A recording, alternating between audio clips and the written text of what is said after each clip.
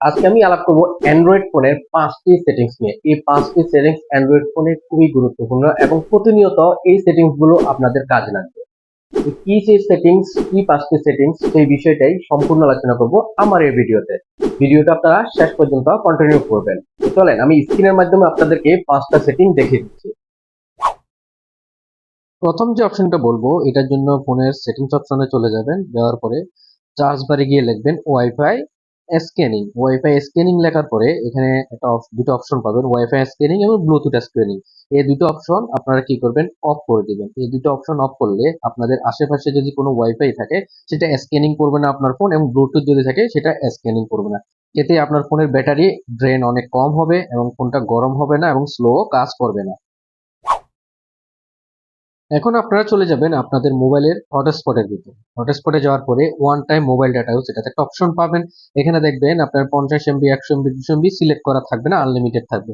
আপনি যদি 50 MB, 100 MB select করে দেন, আপনার ওয়াইফাই যদি কারোর সাথে শেয়ার করেন, তখন তারা 50 MB, 100 MB বেশি আর ডাটা ব্যবহার করতে পারবে না। এতে আপনার ডাটাটা অনেক সেফ থাকবে।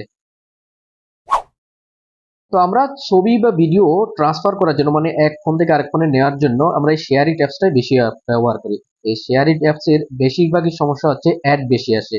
এই অ্যাড এর কারণে আমরা শেয়ার ইট অ্যাপসটা ব্যবহার করার জন্য বিভিন্ন সমস্যায় পড়ে থাকি। তো এখন থেকে আর আপনাদেরকে শেয়ার ইট অ্যাপস ব্যবহার করা লাগবে না।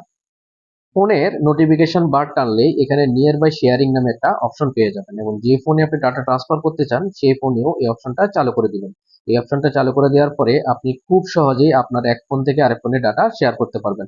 এর জন্য আপনাকে কোনো থার্ড পার্টি অ্যাপস ডাউনলোড দিতে হবে না, এখন কোনো বিরক্তিকর অ্যাডসও দেখা লাগবে না। 4 নম্বর যে সেটিংটা হলো, আমরা দৈনন্দিন জীবনে কত ঘন্টা ফেসবুকে থাকি, কত ঘন্টা ইউটিউবে থাকি, কত ঘন্টা গেম খেলতেছি, সবকিছু এখন থেকে আপনার ফোনের একটা সেটিংস এর মাধ্যমে দেখে নিতে পারবেন। সেটিংসটা দেখার জন্য আপনারা সেটিংস অপশনে প্রবেশ করবেন, স্ক্রল করে নিচে চলে আসবেন। আসলেই digital wellbeing and parental control নামে একটা অপশন আছে, এটাতে আপনারা প্রবেশ করবেন। প্রবেশ করার পরে দেখেন এখানে আপনি কত ঘন্টা কোন কোন ওয়েবসাইটে কতক্ষণ পর্যন্ত ছিলেন, সবকিছু এখান থেকে আপনি দেখতে পারবেন। 5 নম্বর যে সেটিংসটার কথা আমি আপনাদেরকে বললাম, এটা খুবই গুরুত্বপূর্ণ আপনাদের জন্য। কেন গুরুত্বপূর্ণ সেটা আমি এখন দেখাই দিচ্ছি। আপনারা আপনাদের ফোনে যে ডায়াল অপশন আছে, ডায়াল অপশনে প্রবেশ করবেন। ডায়াল অপশনে প্রবেশ করার পরে উপরে দেখবেন থ্রি ডট আছে, থ্রি ডটে ক্লিক করবেন। ক্লিক করার পরে এখানে যেটা সেটিংস অপশন আছে, সেটিংস অপশনে ক্লিক করবেন। ক্লিক করার পরে এখানে একটা নাম্বার দেখতে পারবেন, ব্লক নাম্বার।